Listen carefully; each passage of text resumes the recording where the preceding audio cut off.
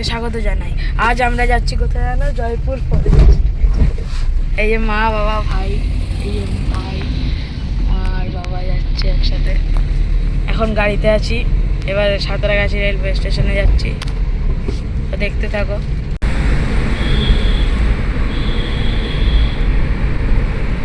আমরা এই রয়্যাল বিল্ডিংয়ে এসেছিলাম, বল এই যে মা উড়ালপুর মনে হয়।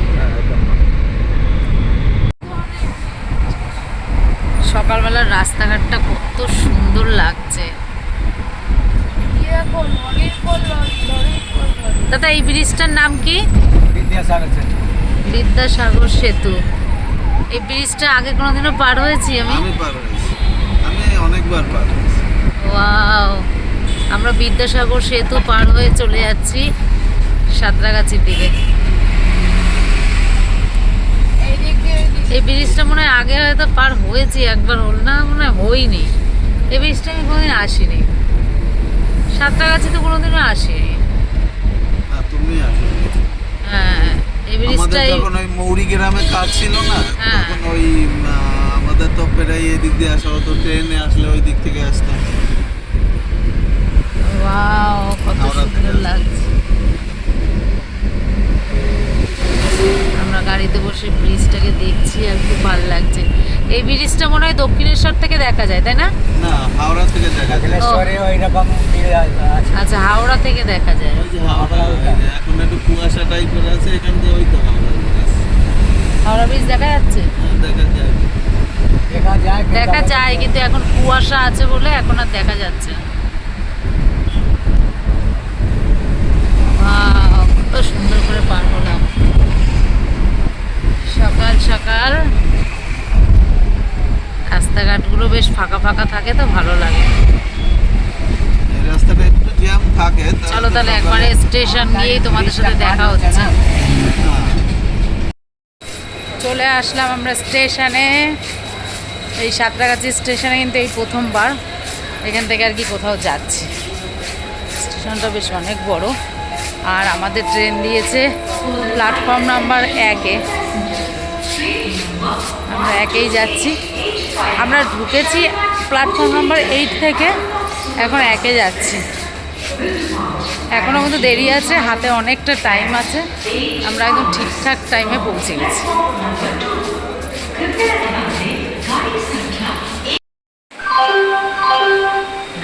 আমরা 1 নম্বরে এসছি, এখন আবার খবর পাল্টে 2 নম্বরে দিয়ে দিয়েছে। এখন আবার দৌড়িয়ে 2 নম্বরে যেতে হবে। চলো, এই আমরা চলে আসলাম ট্রেনের কাছে। বাবাই, আমাদের B2-তে পড়েছে, আমরা তাই জন্য সামনের দিকে এগিয়ে যাচ্ছি। D2-তে পড়েছে।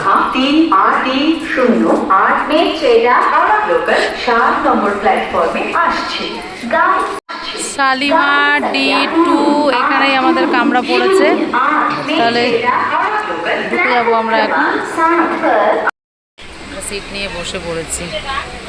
আমাদের 3টে সিট এক জায়গায় পড়েছে, আর একটা সিট আলাদা পড়েছে। অল্টারনেট করে বসতে হবে। যাই হোক, 3টে করেই সিট এখানে, এখন পাশাপাশি পড়েনি, আলাদা করেই পড়েছে। তাহলে আমরা কোথায় যাচ্ছি?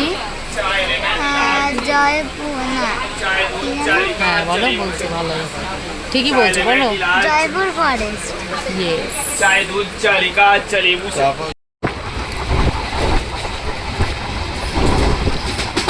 গ্রামের আঁকাবাঁকা রাস্তা, নদী, পুকুর, ঝিল ছাড়িয়ে আমরা কিন্তু চলে যাচ্ছি বিষ্ণুপুরের দিকে এগিয়ে।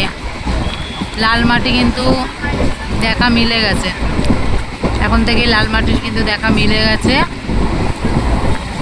বেশ ভালো লাগছে ট্রেনে বসে এই সিনারিগুলো দেখতে, আমার সবসময়ের জন্যই ভালো লাগে। কোনটা বেশি কাছে নিচ্ছি না, ভয় লাগছে ছিটকে পড়ে যেতে পারে।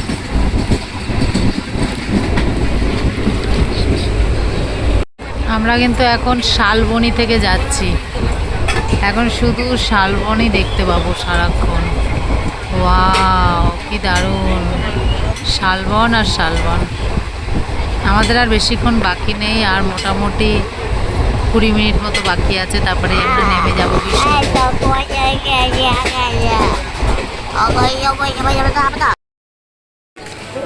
আমরা কিন্তু বিষ্ণুপুর স্টেশনে এসে নেমে গেলাম। এই যে ট্রেনটা এখনও দাঁড়ানো, এক্ষুনি বেরিয়ে যাবে।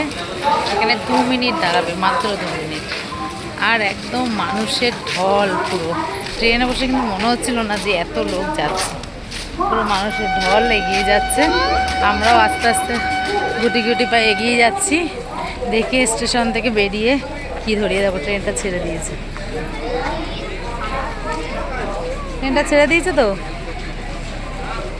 আর 2 ছেলে মারপিট বাজাবাজি করতেই থাকে। কই কি আছে? হ্যাঁ,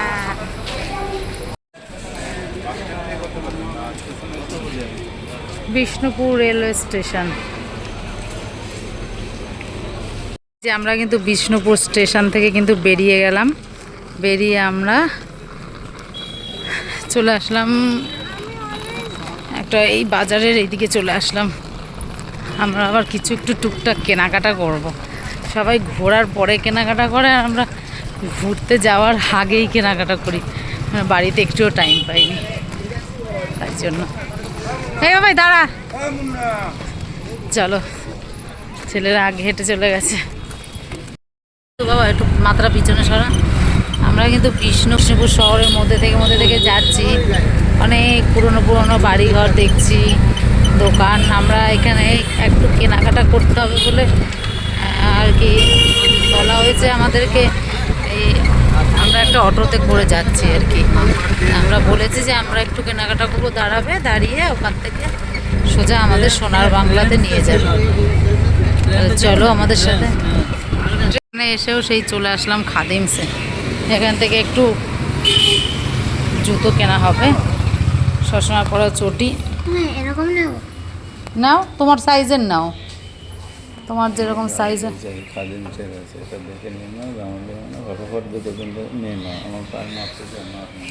হ্যাঁ, আমার এই জুতোগুলো তো রয়েছে, ওগুলো আর নেবো না, বলো। কখনো ভরা জঙ্গল, কখনো ধুধু করা মাঠ, এই দেখেই আমরা এগিয়ে চলেছি। দারুণ সুন্দর কিন্তু, ভীষণ ভালো। যেহেতু সোনার বাংলার একটা দেওয়া ওই গলিটায় দাদা, এই তো চলে গেল। এই যে আমরা চলে এসেছি, এখানেই বনলতা রিসর্ট। আর এই হচ্ছে বনলতা রিসর্ট। এখানে কিন্তু রসগোল্লা পাওয়া যায়। আর বাইরের থেকে দেখতে ঠিক এরকম। এই দেখো, এখানে অনেক দোকান, মানে টুকিটাকি জিনিস কিন্তু রয়েছে। আর আমরা এন্ট্রি করব ঠিক এই জায়গার থেকে এন্ট্রি করব, এখান থেকে এই দিকে ঢুকবো। চলো তোমাদেরকেও দেখাই রিসর্টটা কেমন। কিন্তু জাস্ট এখানে এসছি একটু দেখবো, আর আমরা লাঞ্চ করব এখানে। আর ঘুরে ঘুরে রিসর্টটাও একটু দেখা হয়ে যাবে, দেখে যাই। আর অ্যাকচুয়ালি আমরা থাকবো কিন্তু সোনার বাংলা হোটেলে। তাহলে আমরা এখানে খাওয়া দাওয়া করে তারপরে যাচ্ছি। চলো, বনলতা রিসর্টে কিন্তু আমরা ঢুকে যাচ্ছি। প্রচুর এলাকা। হ্যাঁ প্রচুর। আগে খাবো, খিদা পেয়েছে তো। এখান থেকে এরকম ওই যেটুকু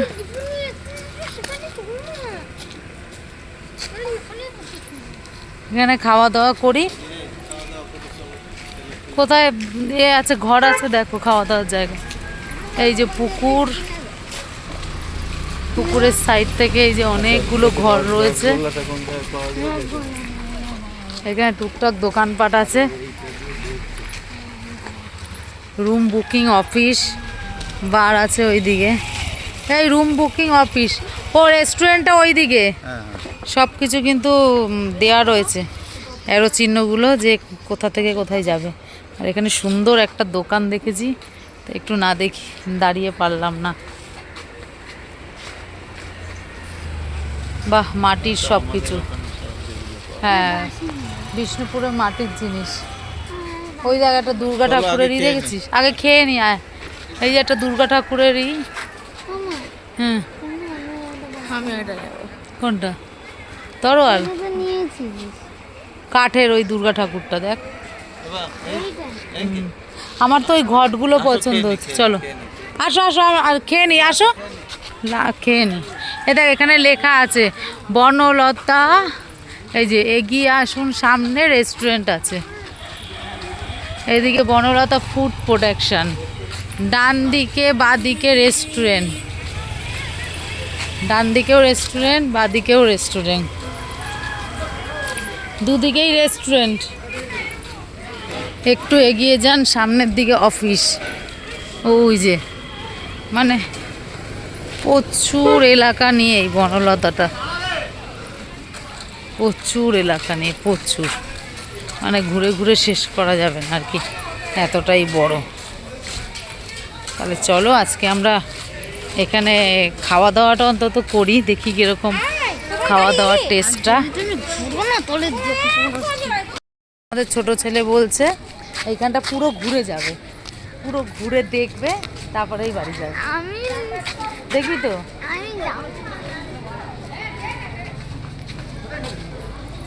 চলো রেস্টুরেন্টটা দেখে। ছোট ছেলে কিন্তু রেগে গেছে, মানে ও এখানে এসছি তাই রেগে গেছে। এখানে কিন্তু প্রচুর বড় কিন্তু ডাইনিং এরিয়াটা, এখানে কিন্তু আমরা খাওয়া দাওয়া করবো। এখানে কিন্তু অনেক সস্তায় কিন্তু পাওয়া যায় খাবার দাবার। চলো চলো চলো চলো চলো চলো। আরে ঠেলছিস কেন, দাঁড়া না। হ্যাঁ বসো একটু। ছেলেরা বসেছে আর আমরা একটু ওইদিকে যাই খাবারের অর্ডারটা করতে। চলো, ভেতরেও জায়গা আছে, দেখি ভেতরটা একটু দেখে আসি।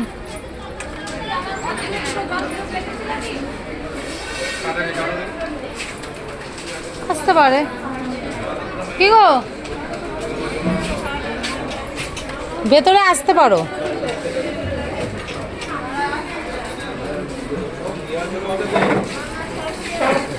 এখানেও প্রচুর জায়গা।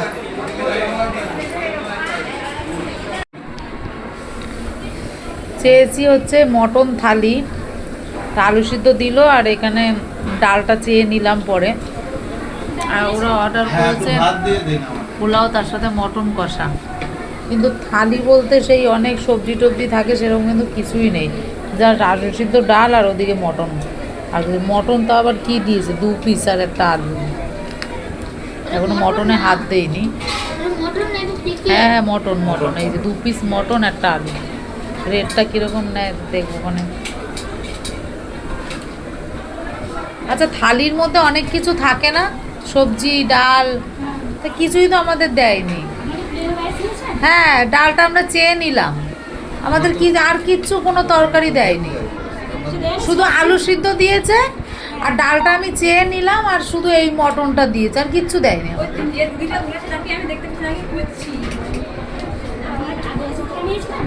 কিচ্ছু নেই, আমরা তো ফার্স্ট বসলাম, কিচ্ছু দেয়নি আমাদের শুধু। তারপরে আমাদের এই যে শাকের একটা ঘ্যাট আর একটা এইটা আলু পোস্ত, এটা বলার পরে দিয়ে গেল। হ্যাঁ যাই হোক, ফোনে আমাদের চার্জ কম এখন, আর সব কিছু পরে বলবো।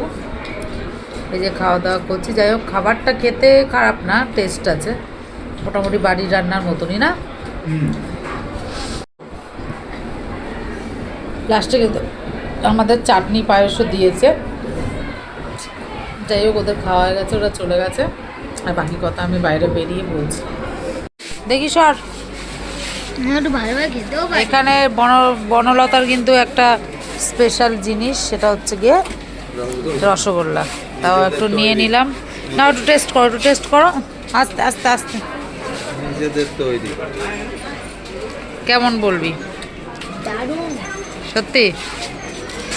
তুমি বলো, তুমি বলো, তুমি খাও, তুমি খাও আগে। খারাপ না। ছেলে আমাকে খাইয়ে দিল। না দুটো প্যাক করে না, আর প্যাক করতে হবে, এত বড়টা খাবো নাকি না।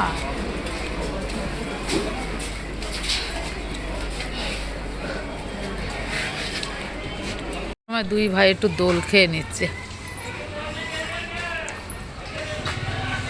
প্রচুর বড় এলাকা, চারিপাশ থেকে ঘর বাড়ি রেস্টুরেন্ট, এই যে এরকম ধরনের ঘরও আছে।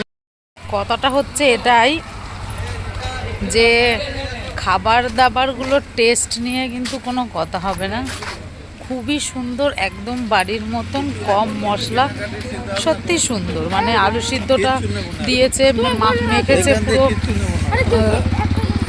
বাবা এগুলো আবার পরে পাবো। ও তারা কি বলেছিলাম, আমারও তো ভালো লাগছে, তা বলে কি আমি কিনবো এখন? ডবল ঢুকলাম।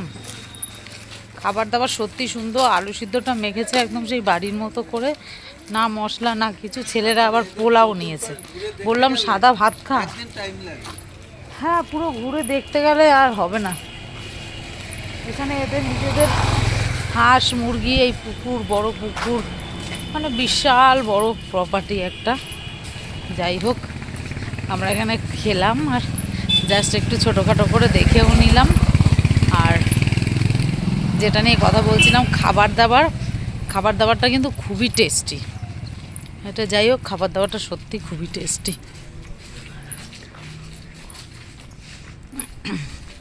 কিন্তু কী হয়েছে, যারা দিচ্ছিল তাদের মধ্যে অনেকে আছে ঠিকমতো দিতে পারছিল না, না কি মন দিয়ে অনেকে কাজ করে না, যাদের জন্য কিন্তু মানে কোম্পানির বদনাম হয়ে যায় আর কি, সেরকম একটা ব্যাপার। কিন্তু পরে একজন মহিলা আসলো, দিদি, উনি কিন্তু সুন্দর করে আবার সব কিছু দিয়ে দিল, ভালো লাগলো বেশ। আর সবথেকে বড় কথা, খাবারটা এত টেস্টি যে আমার আর কোনো কিছুতে বলার কিছু ছিল না, একদম মনে হচ্ছে ঘরের খাবার খাচ্ছি, সেরকম লাগছে। চলো, ব্যাস আমরা আবার অটোতে চলে আসলাম। এবারে আমরা কিন্তু একদম আমাদের চলো, যেখানে আমাদের বুক করা সোনার বাংলা, চলো আমরা এখন সোনার বাংলা যাব। দেখো এই সুন্দর গাছের মাঝখান থেকে রাস্তা, আর এই রাস্তা ধরে কিন্তু আমরা সোজা এগিয়ে চলেছি। এখন যাব সোনার বাংলা রিসর্টে, আর ওখানেই কিন্তু আমরা থাকবো। দেখো এসেছি সোনার বাংলায় যাব বলে, আগের থেকে আমাদের রুম বুক করাই ছিল। আর আমরা কোথায় গেলাম? বনলতাতে চলে গেলাম। এই হয়, মানুষ যেটা ঠিক করে আসে সেটা কিন্তু হয় না। যাই হোক, সোনার বাংলার ভিডিওটা পরের ভিডিওতে অবশ্যই থাকবে, তোমরা দেখে নিও, তোমাদের আশা করি খুবই ভালো লাগবে। তাহলে আজকের ভিডিওটা কিন্তু এই অবধিই থাক, কারণ ভিডিওটা অনেক বড় হয়ে গেছে। আর পরের দিন কিন্তু লাল মাটির পথ ধরে আমরা চলে যাব সোনার বাংলা হোটেলে।